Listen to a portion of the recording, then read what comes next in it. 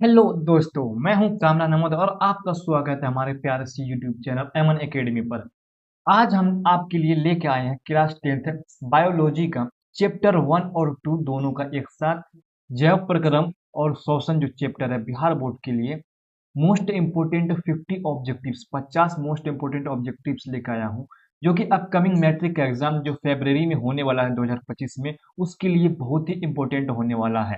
ठीक है, तो जो भी बच्चे मैट्रिक की तैयारी कर रहे हैं, एग्जाम देने वाले हैं, वह यह लेक्चर को मिस ना करें, एक भी क्वेश्चन मत छोड़े।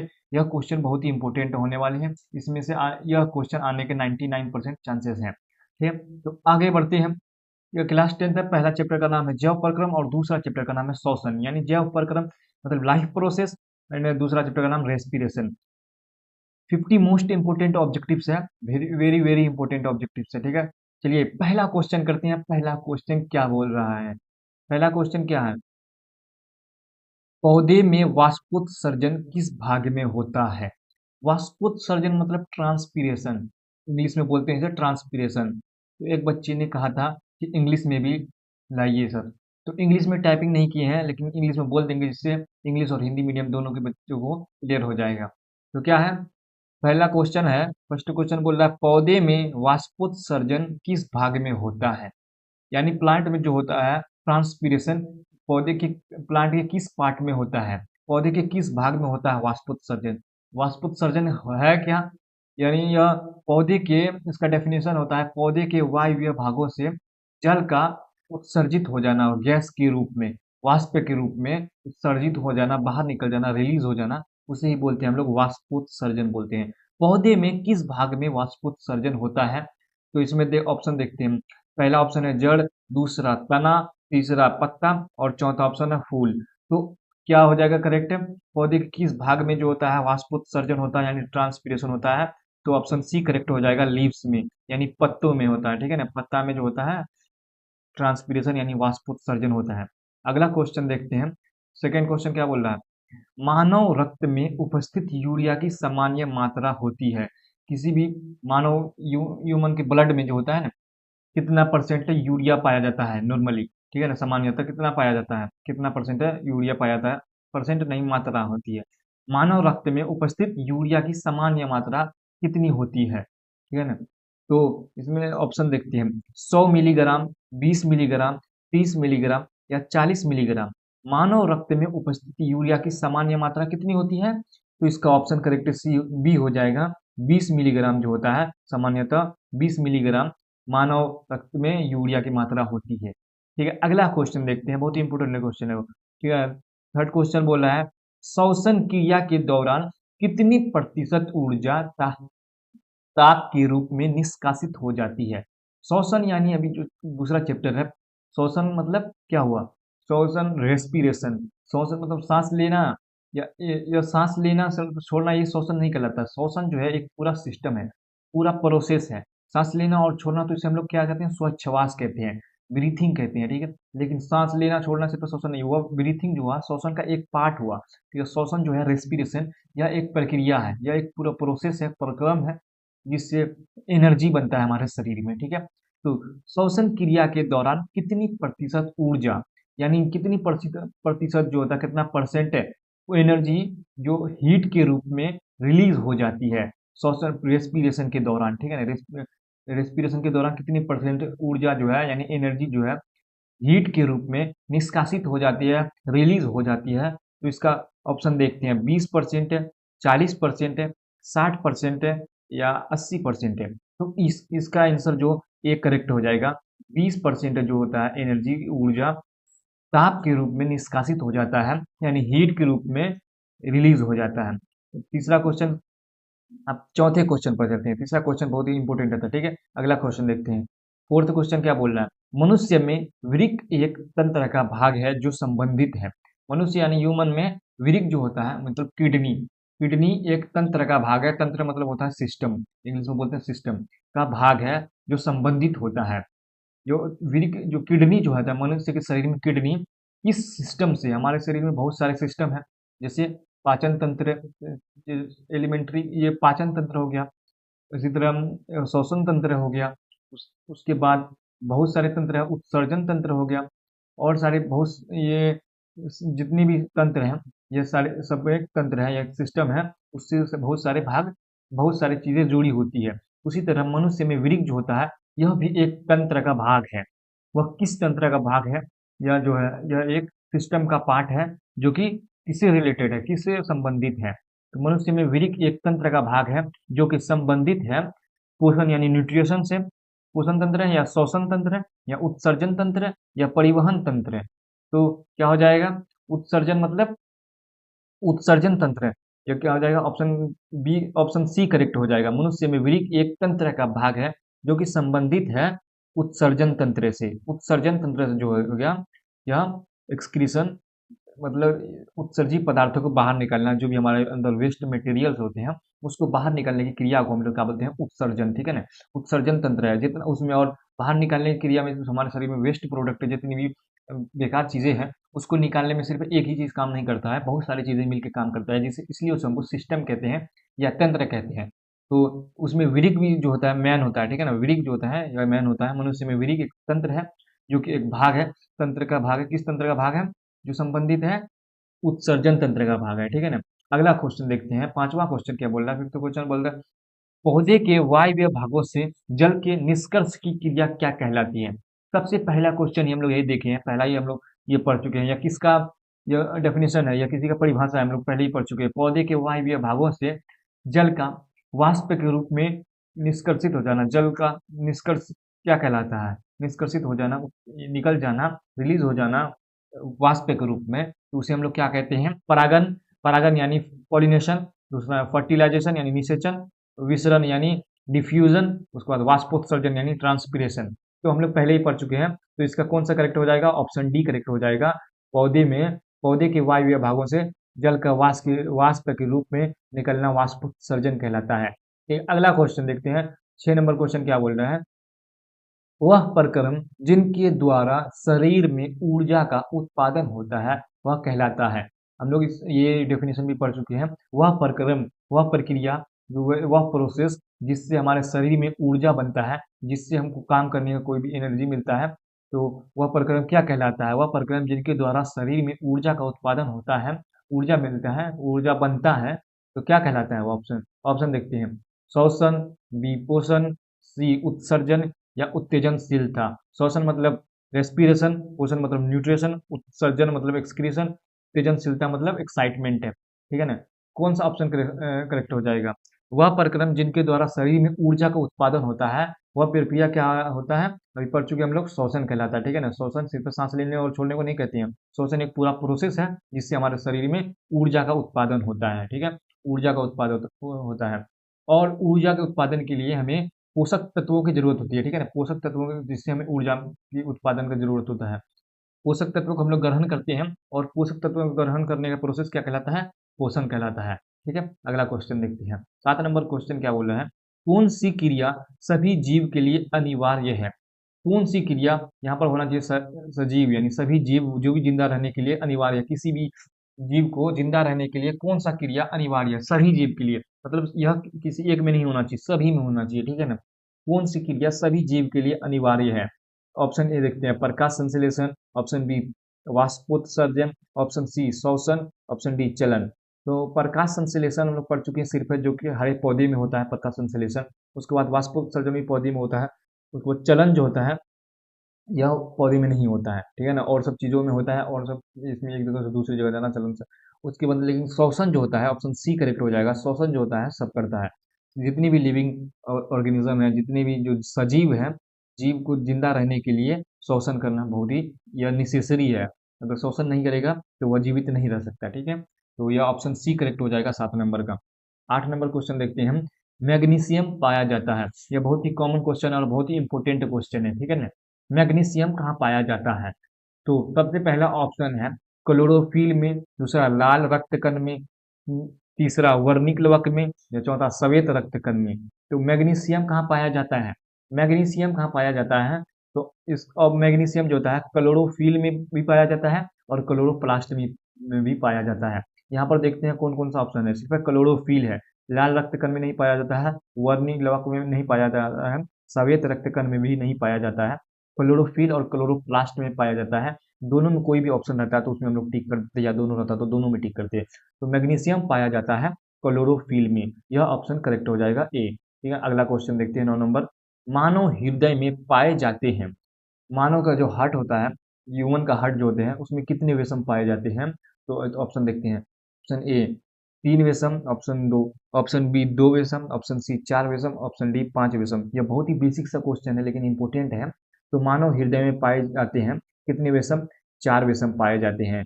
और जो मछली होती है उसके उसमें कितने वेसम पाए जाते हैं? उसमें 2 वेसम पाए जाते हैं। यह क्वेश्चन याद रखिएगा। ठीक है, अगला क्वेश्चन देखते हैं। प्रकाश संश्लेषण द्वारा किसकी प्राप्ति होती है? प्रकाश संश्लेषण होता है तो उससे क्या बनता है? ठीक है ना, क्या बनता है, प्रोडक्ट के रूप में क्या निकलते हैं? हम लोग इसका पूरा रिएक्शन पढ़ चुके होंगे आप लोग। प्रकाश संश्लेषण यानी जो जिसके द्वारा भोजन बनाता है हरे पौधे, उस प्रक्रिया में जो प्रोडक्ट बनता है के द्वारा किसकी प्राप्ति होती है, क्या बनता है? ऑप्शन ए वसा, option b protein, option c glucose, या ऑप्शन डी प्रकाश। तो ये कौन सा ऑप्शन करेक्ट हो जाएगा? प्रकाश संश्लेषण के द्वारा किसकी प्राप्ति होती है? तो ऑप्शन सी करेक्ट हो जाएगा, ग्लूकोज की प्राप्ति होती है। आप लोग वो रिएक्शन पढ़े होंगे जिसमें जो पूरा रिएक्शन दिया रहता है और प्रोडक्ट में होता है C6H12O6 से, मतलब वो किसका हो गया? वो परमाणु सूत्र हो गया, इसका सूत्र हो गया। ठीक है ना, ग्लूकोज का, तो ग्लूकोज बनता है किस प्रकाश संश्लेषण के द्वारा, किसकी प्राप्ति होती है? तो ऑप्शन सी करेक्ट हो जाएगा, ग्लूकोज की होती है। अगला क्वेश्चन देखते हैं। कोशिका झिल्ली किस प्रकार की झिल्ली है? कोशिका झिल्ली जो होती है किस प्रकार की झिल्ली है? झिल्ली यानी मेम्ब्रेन, परागमय, अपरागमय, अर्धपरागमय, या इनमें से कोई नहीं। कोशिका झिल्ली किस प्रकार की झिल्ली होती है? ठीक है ना, तो इसका ऑप्शन सी करेक्ट हो जाएगा, यह अर्धपरागमय प्रकार की झिल्ली होती है। ऑप्शन सी करेक्ट हो जाएगा 11 का। कोशिका झिल्ली किस प्रकार की झिल्ली होती है? तो इसका ऑप्शन सी करेक्ट हो जाएगा, अर्धपरागमय। अगला क्वेश्चन देखते हैं। दही के जमने में निम्नलिखित में कौन सी क्रिया होती है? दही के जमने में निम्नलिखित में कौन सी क्रिया होती है? ऑप्शन ए देखते हैं, अपघटन, ऑप्शन बी प्रकाश संश्लेषण, ऑप्शन सी किण्वन, ऑप्शन डी उत्सर्जन। तो 12 का कौन सा करेक्ट हो जाएगा? ऑप्शन सी करेक्ट हो जाएगा, किण्वन की प्रक्रिया होती है। ठीक है ना, कौन सी क्रिया होती है दही के जमने में? कौन सी क्रिया का होता है? ठीक है ना, किण्वन का। ठीक है, अगला क्वेश्चन देखते हैं। यह क्वेश्चन इंपॉर्टेंट है, इसको नोट कर लीजिए। जीवन की उपापचयी क्रियाओं के संचालन के लिए निम्नलिखित में कौन आवश्यक है? जीवन की उपापचयी क्रियाओं के लिए मतलब जो हमारा डेली लाइफ का या काम है, रोज करते हैं, उसकी उपापचयी क्रियाओं के लिए क्या हम लोग उसको करने के लिए क्या नेसेसरी है, क्या होना चाहिए हमारे शरीर में? निरंतर ऊर्जा की आपूर्ति, शरीर में वृद्धि, टूटे फूटे ऊतकों की मरम्मत, या इनमें से सभी। हम लोगों को जीवन में कोई भी हम लोग डेली लाइफ में जो भी काम करते हैं उसको हमें करने के लिए, हमें चल जिंदा रहने के लिए सिंपली कर सकते हैं, जिंदा रहने के लिए हमें क्या क्या आवश्यकता पड़ती है, क्या क्या चीज़ों की आवश्यकता पड़ती है, क्या क्या आवश्यक है? तो निरंतर ऊर्जा की आपूर्ति यानी कंटिन्यू जो एनर्जी हो उस वो मिलता रहे। हाँ, ये करेक्ट है। वो नहीं मिलेगा तो हम लोग नहीं कुछ भी नहीं कर सकते हैं और हम लोग डेड हो जाएंगे। ऑप्शन बी शरीर में वृद्धि, शरीर में भी ग्रोथ होना चाहिए जिससे हम लोग जिंदा रह सकेंगे। अगला क्वेश्चन वो भी करेक्ट हो जाएगा। टूटे फूटे ऊतकों की मरम्मत, टूटे फूटे ऊतकों की मरम्मत यानी क्या हो जाएगा? टूटे फूटे ऊतकों की मरम्मत मतलब हो गया ये टिश्यू, ऊतक मतलब टिश्यू, जो डैमेज्ड टिश्यू है वह उसका मरम्मत, उसका फिर से बनना जो होता है, यह भी जरूरी होता है हमारे शरीर को उपापचयी क्रिया करने के लिए, डेली लाइफ में काम करने के लिए, तभी हम लोग जीवित रह सकते हैं। तो ऑप्शन सी भी करेक्ट है, ऑप्शन बी भी करेक्ट है, ऑप्शन ए भी करेक्ट है। तो इसका ऑप्शन करेक्ट कौन सा हो जाएगा इनमें से सभी, यानी डी। ठीक है, डी ऑप्शन करेक्ट हो जाएगा। 14 नंबर क्वेश्चन में, मानव में डायलिसिस थैली है, nephron, option b neuron, option c mitochondria, option d इनमें से कोई नहीं। यह नेफ्रॉन को कहते हैं। ठीक है, इससे रिलेटेड क्वेश्चन बहुत ज्यादा आने का चांसेस है इस बार। नेफ्रॉन के बारे में कुछ बातें जान लेते हैं।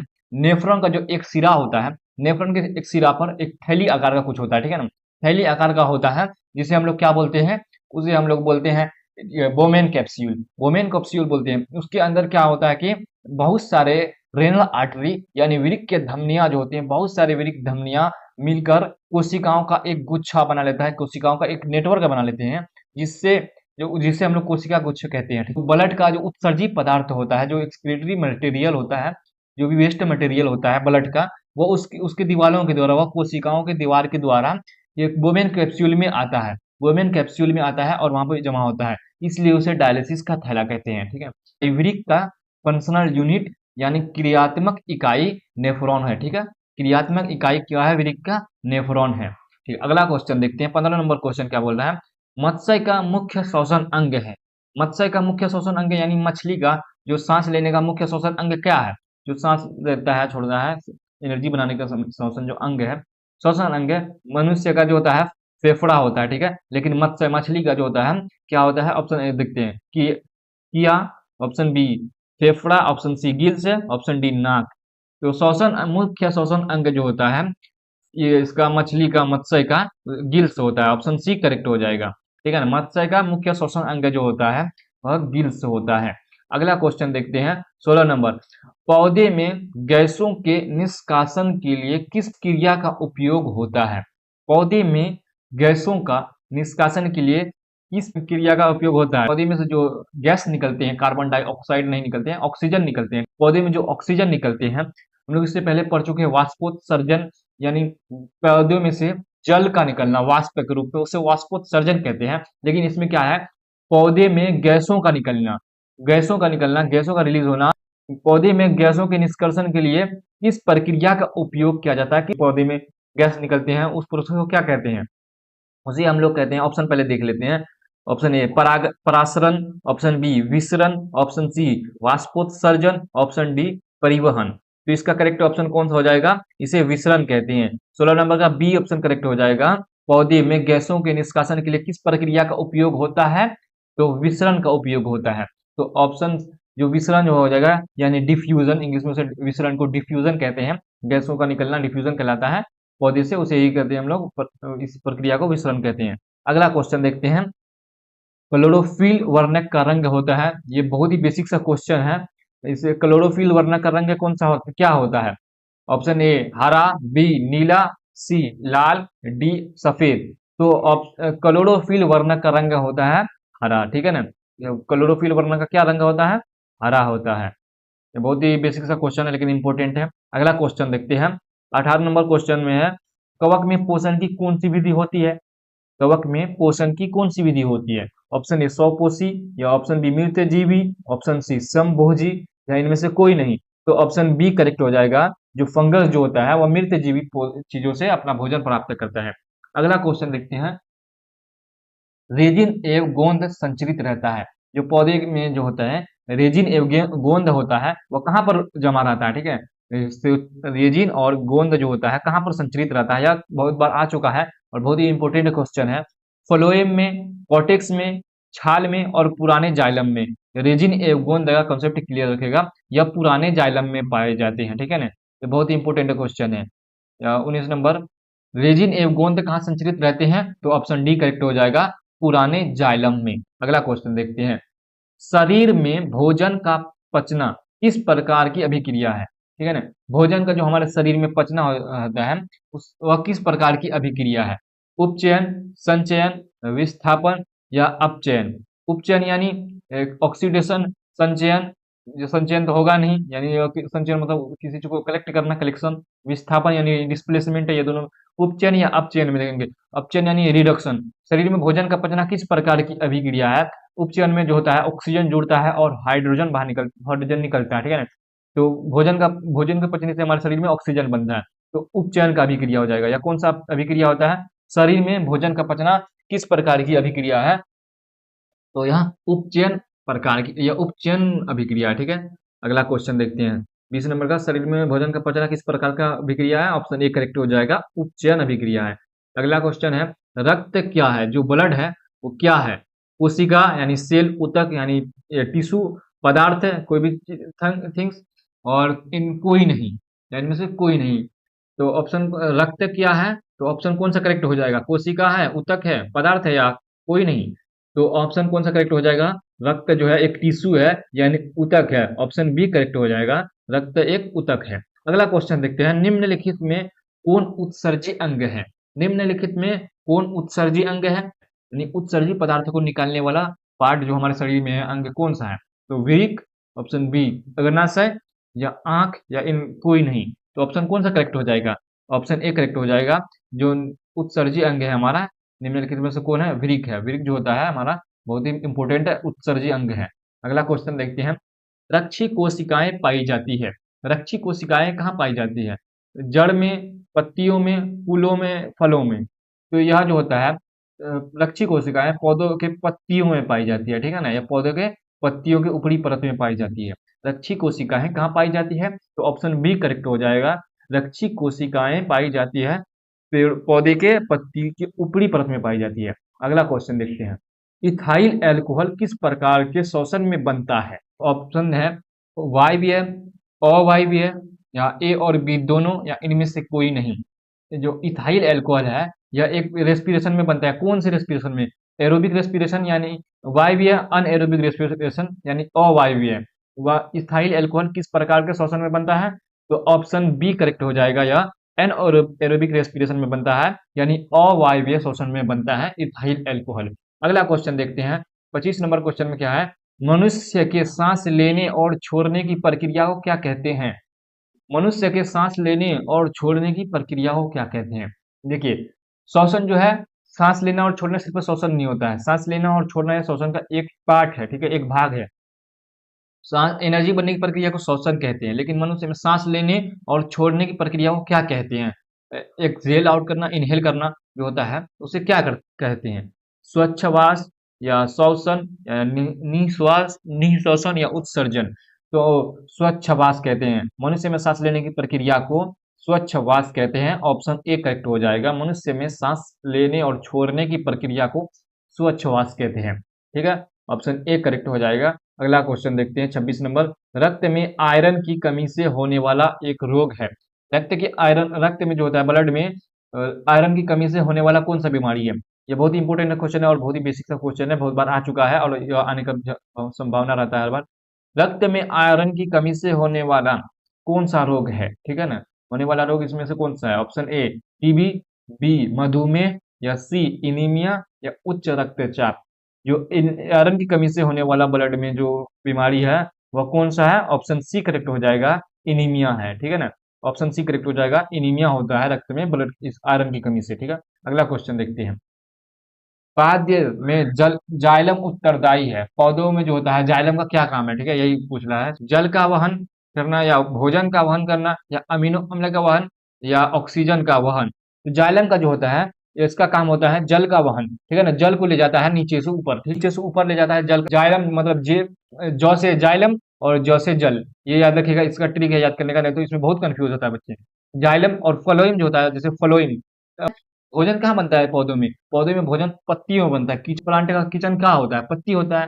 तो पत्ती में जो होता है भोजन बनता है। तो फ्लोइंग मतलब ऊपर से नीचे आना, ठीक है ना, फॉल मतलब गिरना। तो समझ लीजिए फॉल, एफ से फॉल, एफ से फ्लोइंग। तो फ्लोइंग ऊपर से नीचे आ रहा है और पत्ती होता है ऊपर से नीचे आना, समझ लीजिए। इससे आप एक ट्रिक ऐसे ही याद कर लीजिएगा। तो फॉल मतलब गिरना हुआ, तो एफ से फॉल मतलब गिरना, तो एफ से फ्लोइंग। फ्लोइंग मतलब पत्ती से ऊपर से नीचे आएगा, मतलब पूरे में उसको भोजन का वहन करना है। उसी तरह फ्लोइंग मतलब नीचे लेके जाना, ऊपर से पत्तियों में से भोजन का वहन चारों तरफ करना, पूरे शरीर में करना। तो पाद्य में जाइलम उत्तरदायी होता है। किसके लिए उत्तरदायी होता है? जाइलम जो होता है, जौ से याद रखिएगा, जाइलम मतलब जौ से जल, जौ से जाइलम। तो जाइलम का जो होता है वो जल का वहन का काम होता है, ठीक है ना, जल का वहन करता है। जाइलम पौधे में जल का वहन करता है। अगला क्वेश्चन देखते हैं। कूटपाद किसमें पाए जाते हैं? यह बहुत ही बेसिक सा क्वेश्चन है और बहुत ही इंपॉर्टेंट क्वेश्चन है। कूटपाद किसमें पाए जाते हैं?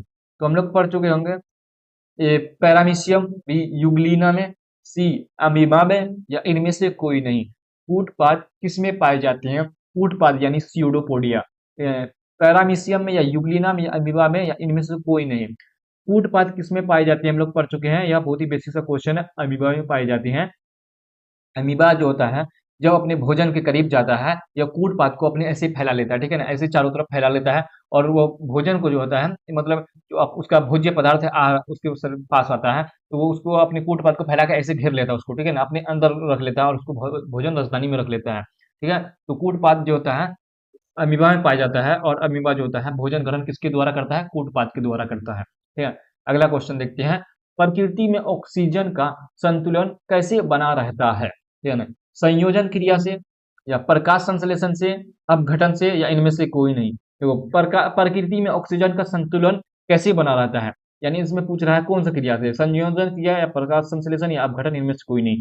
किसी प्रकृति में पर ये जो होता है ऑक्सीजन का संतुलन कैसे बना रहेगा, मतलब जिससे ये ऑक्सीजन बनेगा, मतलब जो ऑक्सीजन देगा उसी से ना संतुलन बना रहेगा, अगर ऑक्सीजन नहीं देगा तो कैसे बना रहेगा। तो ऑक्सीजन किससे मिलता है हमें, प्रकाश संश्लेषण में जो होता है ऑक्सीजन बनता है, तो इसी से जो होता है क्या होता है संतुलन बना रहता है। ऑक्सीजन प्रकृति में ऑक्सीजन का संतुलन किससे बना रहता है, तो ऑप्शन बी करेक्ट हो जाएगा, प्रकाश संश्लेषण। अगला क्वेश्चन देखते हैं, 30 नंबर क्वेश्चन। स्टोमाटा पौधे के किस अंग में पाए जाते हैं, ठीक है ना। स्टोमाटा जो होता है वह पौधे के किस अंग में पाए जाते हैं, तो ऑप्शन पहले देख लेते हैं। ए तना में, ऑप्शन बी पत्तियों में, ऑप्शन सी जड़ों में, जड़ में, या डी कोई नहीं।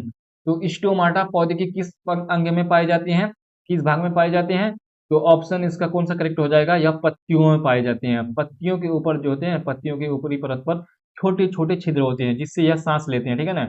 यह स्टोमाटा के द्वारा ही सांस लेते हैं। तो पत्तियों के ऊपरी परत में जो होता है छोटे छोटे छिद्र होते हैं, स्मॉल होल्स होते हैं, जिसे हम लोग स्टोमाटा कहते हैं। स्टोमाटा को इंग्लिश में स्टोमाटा ही कहते हैं, ठीक है ना। यह इंग्लिश ही वर्ड होता है स्टोमाटा, हिंदी में कुछ और कहते हैं, लेकिन हर यह स्टोमाटा ही लेके आएगा, ठीक है। पत्तियों में स्टोमाटा पाए जाते हैं, ठीक है ना, स्टोमाटा पत्तियों में पाए जाते हैं। अगला क्वेश्चन देखते हैं। मानव हृदय का औसत परिकुंचन दाब होता है लगभग, मानव का जो हार्ट होता है उसका परकुंचन दाब कितना होता है, जो होता है औसत परकुंचन दाब कितना होता है। मानव में हृदय का औसत परकुंचन दाब होता है लगभग, लगभग कितना होता है, 120 mm पारे, 150 mm पारे, 90 mm पारे, या इनमें से कोई नहीं। तो इसमें से कौन सा ऑप्शन करेक्ट हो जाएगा, मानव हृदय का औसत परकुंचन दाब है लगभग 120 mm पारे, ठीक है ना, 120 mm पारे। तो ऑप्शन इसका ए करेक्ट हो जाएगा। बहुत इंपॉर्टेंट क्वेश्चन है। अगला क्वेश्चन देखते हैं। इनमें कौन प्रकाश संश्लेषी अंग है, यह बहुत ही इंपॉर्टेंट क्वेश्चन है, यहाँ पर ध्यान दीजिएगा तो कंफ्यूज हो जाइएगा। एक होता है प्रकाश संश्लेषी अंगक और एक होता है प्रकाश संश्लेषी अंग, ठीक है ना। पर इनमें से कौन प्रकाश संश्लेषी अंग है, ठीक है। तो अगर अंगक प्रकाश संश्लेषी अंग है, ऑप्शन देखते हैं, ठीक है। इनमें से कौन प्रकाश संश्लेषी अंग है, ऑप्शन ए पत्ती, option B stroma, option C grana, option D हरित लवक।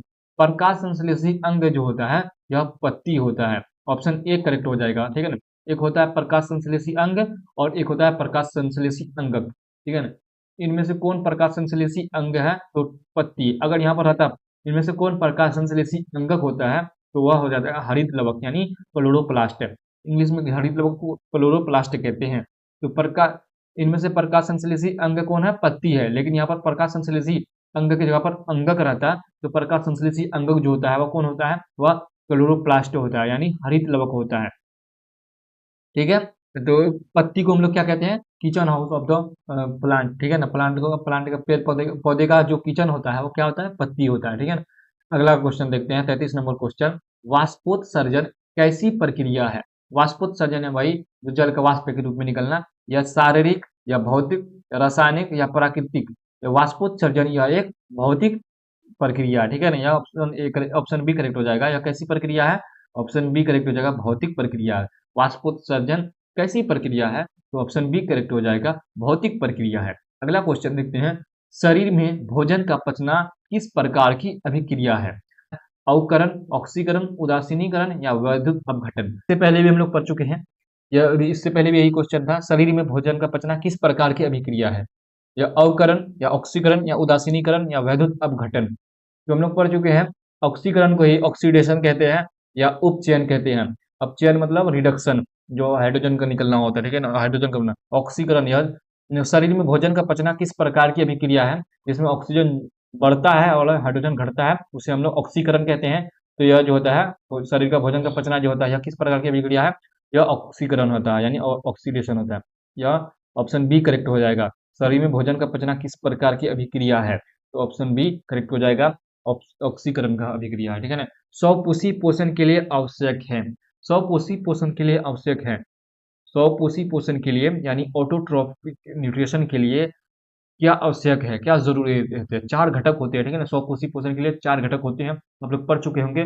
तो अब यहाँ ऑप्शन देखते हैं हम लोग पहले, क्लोरोफिल, कार्बन डाइऑक्साइड तथा जल, और सूर्य का प्रकाश। तो चार घटक होते हैं वो चारों घटक यहाँ पर दिए हुए हैं। तो ऑप्शन ए क्लोरोफिल ये भी सही है, कार्बन डाइऑक्साइड तथा जल ये भी स्वपोषी पोषण के लिए आवश्यक होता है। सूर्य का प्रकाश भी स्वपोषी पोषण के लिए आवश्यक होता है। प्रकाश संश्लेषण में ये चारों चीजें इस्तेमाल होती है, ठीक है ना। तो ऑप्शन बी करेक्ट हो जाएगा उपरोक्त में से सही। तो इसका कौन सा करेक्ट हो जाएगा, ऑप्शन डी करेक्ट हो जाएगा, ठीक है ना। 35 का ऑप्शन डी।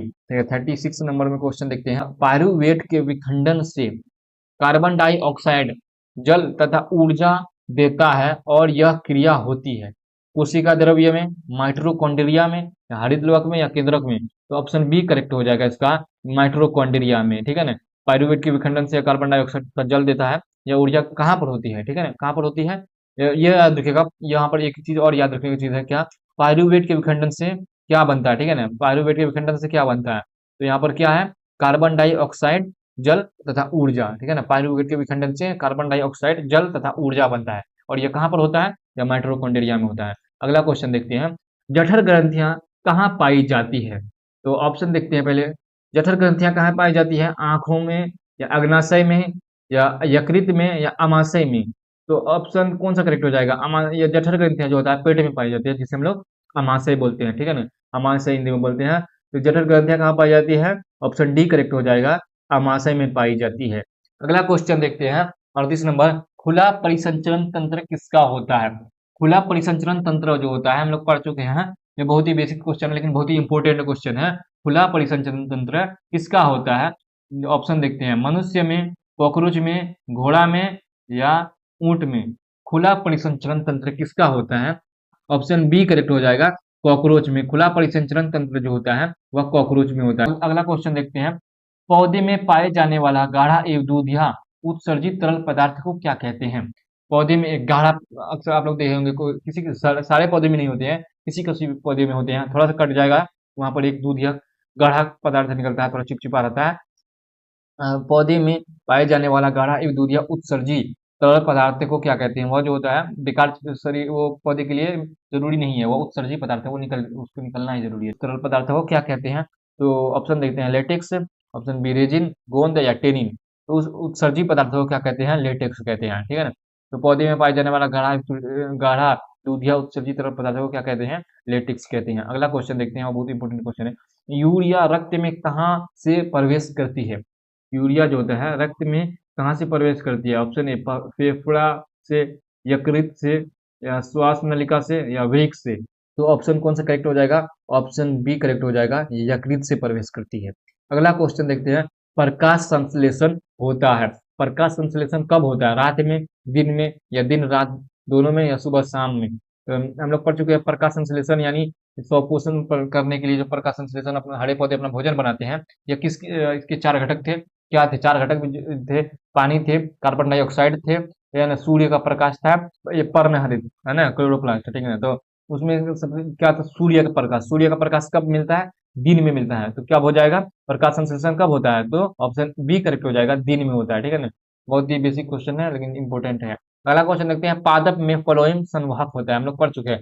इससे पहले हम लोग जाइलम पढ़े थे, जौ से जाइलम, जो से जल, ठीक है, जल का वो संवहन करता है। पादप में फ्लोएम संवाहक होता है, भोजन का, कार्बन डाइऑक्साइड का, जल का, या अमीनो अम्ल का। जल का तो जो होता है वो फ्लोएम जाइलम था, लेकिन फ्लोएम जो होता है पढ़ चुके थे हम लोग। फ्लोएम मतलब फल से फॉल, ऊपर से नीचे, तो पत्तियों से भोजन लेकर चारों तरफ कौन फैलाता है, फ्लोएम, भोजन का संवाहक होता है, ठीक है ना। पादप में फ्लोएम जो होता है वह भोजन का संवाहक होता है। अगला क्वेश्चन देखते हैं। प्रकाश संश्लेषण क्रिया में ऑक्सीजन बाहर निकलता है।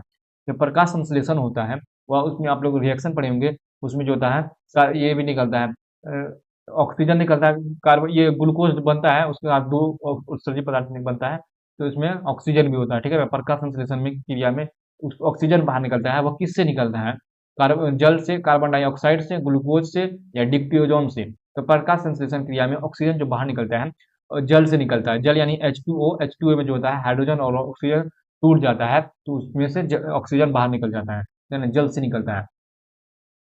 तो अगला क्वेश्चन देखते हैं। रक्त में हल्के पीले रंग के चिपचिपे द्रव्य को क्या कहते हैं। जो हमारे रक्त होते हैं उसमें हल्का पीला सा चिपचिपा द्रव्य होता है, हल्के पीले रंग का चिपचिपा द्रव्य होता है, उसे हम लोग क्या कहते हैं, प्लाज्मा, सीरम, लिम्फ, या लसिका। तो रक्त में हल्के पीले रंग का जो चिपचिपा द्रव्य होता है उसे हम लोग, ए करेक्ट हो जाएगा, इसे प्लाज्मा कहते हैं, ठीक है ना। ऑप्शन ए करेक्ट हो जाएगा, उसे प्लाज्मा कहते हैं, ठीक है ना। अगला क्वेश्चन देखते हैं। प्रकाश संश्लेषी अंगक है, हम लोग इससे पहले पढ़े हैं प्रकाश संश्लेषी अंग क्या था, पत्ती था। तो प्रकाश संश्लेषी अंग भी बताते थे क्या होता है। तो ऑप्शन ए क्या है, पत्ती, ऑप्शन बी हरित लवक, ऑप्शन सी क्लोरोफिल, या ऑप्शन डी क्लोरोप्लास्ट। यहाँ देखिए तो दोस्तों, प्रकाश संश्लेषी अंगक यानी क्लोरोप्लास्ट है, क्लोरोप्लास्ट को ही हरित लवक कहते हैं। तो ऑप्शन बी और डी करेक्ट हो जाएगा, ठीक है ना। तो यहाँ पर थोड़ा सा ये देने में मिस्टेक हो गया। प्रकाश संश्लेषी अंगक जो होता है वह हरित लवक होता है, यानी क्लोरोप्लास्ट होता है। अगला क्वेश्चन देखते हैं। अगला क्वेश्चन क्या है, वृक्क के संरचनात्मक एवं क्रियात्मक इकाई को कहते हैं। हम लोग अभी पढ़ चुके हैं। ये वृक्क का जो होता है, ये फंक्शनल यूनिट जो होता है क्या होता है, संरचनात्मक एवं क्रियात्मक इकाई को क्या कहते हैं, स्ट्रक्चरल और फंक्शनल यूनिट को वृक्क के क्या कहते हैं हम लोग। ऑप्शन ए नेफ्रॉन, या ऑप्शन बी मूत्र वाहिनी, या ऑप्शन सी ग्लोमुरुलस, या ऑप्शन डी बोमेन सनपुट। बोमेन सनपुट जो हम लोग पढ़ चुके थे, थैली आकार का जो इसके ऊपर होता है। तो वृक्क संरचनात्मक एक क्रियात्मक इकाई को क्या कहते हैं, तो ऑप्शन ए करेक्ट हो जाएगा, नेफ्रॉन कहते हैं, ठीक है ना। क्या कहते हैं, तो नेफ्रॉन कहते हैं। अगला क्वेश्चन देखते हैं 47 नंबर, मनुष्य के शरीर की सबसे बड़ी ग्रंथि होती है। मनुष्य के शरीर में जो होते हैं ग्रंथि मतलब ग्लैंड, सबसे बड़ी ग्लैंड कौन सी होती है, सबसे बड़ी ग्रंथि कौन सी होती है। Option A liver, option B अग्नाशय, ऑप्शन सी अंडाशय, या ऑप्शन डी एड्रिनल। तो मनुष्य के शरीर की सबसे बड़ी सबसे लंबी ग्रंथि कौन सी होती है, तो ऑप्शन ए करेक्ट हो जाएगा, लीवर जो होती है सबसे बड़ी ग्रंथि होती है मनुष्य की। बहुत इंपॉर्टेंट क्वेश्चन है। अगला क्वेश्चन देखते हैं, स्वपोषी पोषण के लिए आवश्यक नहीं है। इससे पहले था आवश्यक है, लेकिन आवश्यक नहीं है। ऑप्शन ए ऑक्सीजन, क्लोरोफिल और सूर्य का प्रकाश, जल। तो ऑप्शन हम लोग इससे चार घटक थे, चार क्या क्या जरूरी था, क्लोरोफिल भी जरूरी होता है, सूर्य का प्रकाश भी जरूरी होता है, जल भी जरूरी होता है। जरूरी क्या नहीं होता है, या ऑक्सीजन नहीं होता है, ठीक है ना। ऑक्सीजन तो बाद में बनता है, ठीक है, उससे बनता है, लेकिन प्रकाश संश्लेषण के लिए ऑक्सीजन जरूरी नहीं होता है। अगला क्वेश्चन देखते हैं, इनमें किसके द्वारा अमीबा अपना भोजन अंतर्ग्रहण करता है। हम लोग यह भी क्वेश्चन देख सकते हैं आगे। ऑप्शन देखते हैं, कूटपाद, परिवहन, भोजन रसधानी, या केंद्रक। तो हम लोग इससे पहले पढ़ चुके हैं। तो इनके इनमें किसके द्वारा अमीबा अपना भोजन अंतर्ग्रहण करता है, तो कूटपाद के द्वारा करता है। ऑप्शन ए करेक्ट हो जाएगा। अगला क्वेश्चन देखते हैं, रक्त का थक्का बनाने में सहायक होता है। यह लास्ट क्वेश्चन है बट नॉट लीस्ट है, ये बहुत इंपॉर्टेंट है। रक्त का थक्का बनाने में सहायक होता है, बहुत ही इंपॉर्टेंट क्वेश्चन है। ऑप्शन लाल रक्त कोशिका, श्वेत रक्त कोशिका, रक्त बिंबाणु, या इनमें से कोई नहीं। तो रक्त का थक्का बनाने में सहायक क्या होता है, तो रक्त बिंबाणु जो होता है यह सहायक होता है, ठीक है ना। प्लेटलेट्स, इंग्लिश में से प्लेटलेट्स कहते हैं। रक्त का थक्का बनाने में कौन काम आता है, प्लेटलेट्स यानी रक्त बिंबाणु। ये प्लेटलेट्स इंग्लिश में भी आ सकता है यहाँ पर क्वेश्चन ऑप्शन में। तो यहाँ, तो दोस्तों आज के लिए इतना ही। यह मोस्ट इंपोर्टेंट जो भी ऑब्जेक्टिव था पहला और दूसरा चैप्टर से यह लेकर आया हूँ, और आप लोग यह क्वेश्चन को एक बार और रिवाइज कर लीजिएगा, ताकि आप लोगों को यह परफेक्ट क्लियर हो जाए दिमाग में, और यह क्वेश्चन छप जाए, जो कि आप एग्जाम में अगर आए तो आप उससे एक भी क्वेश्चन छूटे नहीं। तो अब सेकंड चैप्टर का सॉल्यूशन का अलग से एक सेपरेट वीडियो, अगला वीडियो आने वाला है, जो कि जिसमें एक डिटेल लेक्चर होगा, वह क्वेश्चन भी करेंगे और उसमें थोड़ा उसमें बताते जाएंगे पूरा, जितना भी कॉन्सेप्ट हो जाएगा सब क्लियर हो, जो भी मेन टॉपिक हो जाएगा उसको बता देंगे। उसके कुछ पॉइंट्स हैं जो ऑब्जेक्टिव रहेंगे वो भी क्लियर हो जाएंगे, जो आने वाले रहेंगे वो भी ऑब्जेक्टिव वो भी क्लियर हो जाएंगे। अगला लेक्चर जो होने वाला है बहुत ही इंपॉर्टेंट होने वाला है। अगर यह वीडियो पसंद आए तो वीडियो को लाइक करें और अपने दोस्तों के साथ शेयर करें। अगर कोई भी डाउट हो उसे कमेंट करें, आप हमारे साथ सॉल्व कीजिए क्वेश्चन, और टाइम लाइन देके कमेंट कीजिए उसका कौन सा करेक्ट। तो अगला लेक्चर जो आने वाला है बहुत इंपॉर्टेंट लेक्चर होने वाला है, दूसरा चैप्टर का सोशल चैप्टर का जो होगा वो एक डिटेल लेक्चर होगा एक्सप्लेनेशन के साथ, और क्वेश्चन भी होंगे मोस्ट इंपोर्टेंट क्वेश्चन, उसके और ऑब्जेक्टिव्स लाऊंगा। जो अगला वीडियो बहुत इंपॉर्टेंट होगा, इसलिए आप लोग आपसे मिस ना हो जाए, हमारे चैनल को सब्सक्राइब कीजिए, जिससे कि आने वाले वीडियो की नोटिफिकेशन आपको सबसे पहले पहुंच सके, और आपका कोई भी लेक्चर मिस ना हो, और आपकी एग्जाम की तैयारी अच्छे से हो सके। थैंक्स फॉर वॉचिंग, शुक्रिया।